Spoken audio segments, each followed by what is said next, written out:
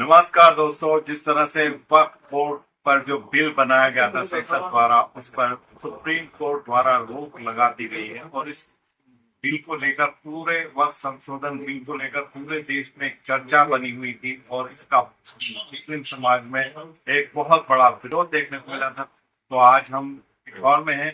पूर्व चेयरमैन संसद शम्स परवेज साहब हमारे साथ हैं, तो हम उनसे बात करेंगे। जिस तरह का ये फैसला आया है सुप्रीम कोर्ट का, तो रोक लगा दी गई वक्फ संशोधन बिल पर, क्या कहते हैं? भारत सरकार, भारतीय जनता पार्टी की सरकार भारत में वक्फ बोर्ड की जमीनों पर निगाह गड़ाए बैठी थी।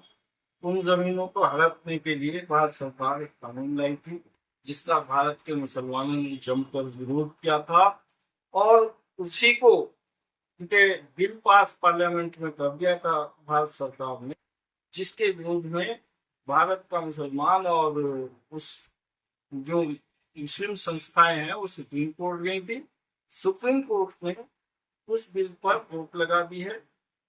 भारत का मुसलमान इसका बहुत स्वागत करता है, भारत की जनता इसका बहुत स्वागत करती है, भारत का हर अवाम इसका बहुत स्वागत करता है। माननीय न्यायालय ने न्याय किया है, भारत की जनता के लिए न्याय किया है, देश के लिए।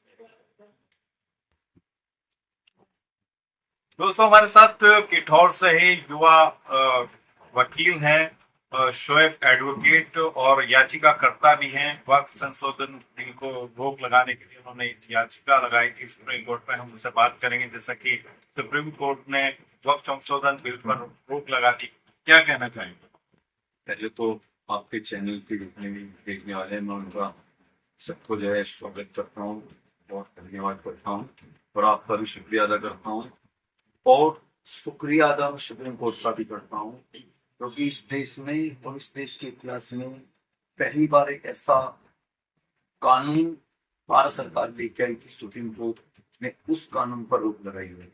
मुस्लिम समाज की जो संपत्तियां हैं, जो हमारी विरासत है, जो हमारे बुजुर्गों ने दीनों ने हमारे बुजुर्गों ने जो हमारी संपत्तियां वक्त की थी अपनी आल औलाद के लिए, अपने आवाम जो अपनी कौम है उसके लिए, मस्जिद मदरसे, उनको हड़पने की नीयत से भारत सरकार एक कानून लाई थी।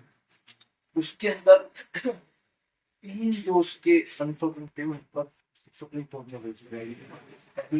ये है कि कानून में तो उन्होंने कहा था कि उसका जो है जो है किसी की बीवी को बनाया गया उसको रोक लगाई, एक वक्त का इज्जत पर रोक लगाई है। एक चीज और उसके अंदर है, उस पर रोक लगाई है। तीनों चीजें जो है बहुत इम्पोर्टेंट और पूरे देश के मुसलमानों की, देश के आम लोगों की, भारत के संविधान पर यकीन रखने वाले लोग, भारत के कानून को मानने वाले लोग इस कानून को लेकर सुप्रीम कोर्ट पर गए और मैं स्वयं याचिका करता था। जिस दिन इस कानून पिटीशन पर पहले दिन सुनवाई होनी थी, 100 पिटीशन दाखिल हुई, 105, केवल 5 पिटीशन एक्सेप्ट की, उनमें से एक पिटीशन मेरी। हमारे एडवोकेट हैं अंसार चौधरी एडवोकेट, अनस चौधरी एडवोकेट, इनके द्वारा मैंने पिटीशन दाखिल की। पिटीशन में हम पार्टी के सिटी यूनिवर्सिटी की जमीयत की उनकी 5 लोगों की हमारा जो वक्त का जो जब रिजल्ट आएगा और जब इसका कानून बनने के बाद जो इसका एक ऑर्डर आएगा, उस ऑर्डर में हमारा नाम रहेगा, तो हम इसके लिए खुश नसीब हैं।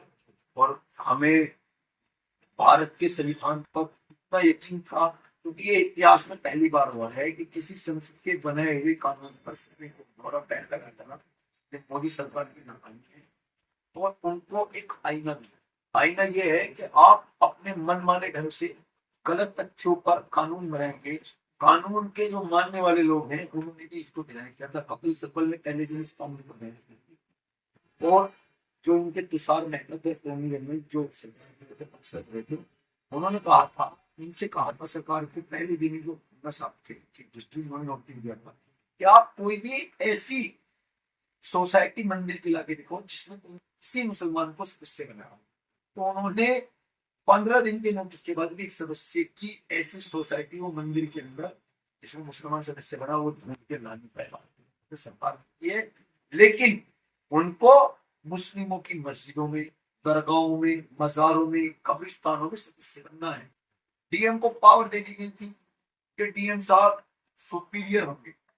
इस कानून का सबसे बड़ा जो दुर्भाग्य था वो था कि डीएम को ये पावर नहीं बताएगा क्या होना है, किसकी जमीन अवैध है, किसकी नहीं है।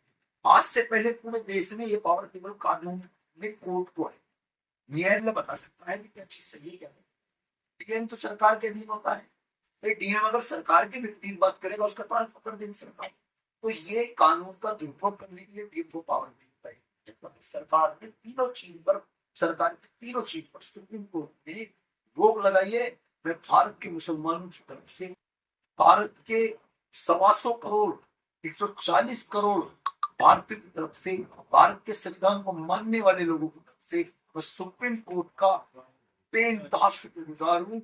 और भारत का हर मुसलमान आज सुप्रीम कोर्ट के निर्णय से दिल की गहराइयों से सुप्रीम कोर्ट का शुक्रिया अदा करता है। और ये एक संदेश है कि भारत का कानून आज भी जिंदा है और यही कानून की ताकत है जिससे इस पर रोक लगाई गई है। और हम भी इस बिल को लगाने में या इसको वहां तक मुकाम तक पहुंचाने में अल्लाह ने हमारा भी थोड़ा बहुत योगदान दिया। तो हम भी इसके लिए अपने जिन लोगों ने हमारा साथ दिया हम उनके शुक्रगुजार हैं, जिन्होंने हमें मदद की उनके भी शुक्रगुजार हैं, जिन्होंने फ्री ऑफ कॉस्ट इस मुकदमे को हमारी तरफ से हम उनके भी बहुत बड़े शुक्रगुजार हैं। सार भाई हैं, अनस भाई हैं और आगे भी इसमें चलेगा। अभी स्टे हुआ है, हम शुक्रिया अदा करते हैं। और पूरे भारत के लोगों को ये समझना चाहिए कि सरकार अगर मनमानी करेगी तो सुप्रीम कोर्ट बैठती है ऊपर रोक लगाती है। शुक्रिया आपको। शुक्रिया शोएब अख्तर से बात